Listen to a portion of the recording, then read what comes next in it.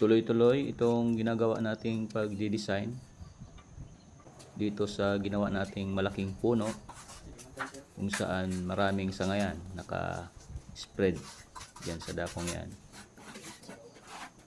Yan yung mga sanga na naging parang canopy na dyan na design na ginawa natin. Lalagyan natin ng semento yung mga binalot natin ng screen last time. Halos may itsura na siya. Naayos-ayos lang natin yung mga design dyan para talagang magiging fake na kahoy talaga ang tingnan yan. Lalo na kung mapinturahan yan,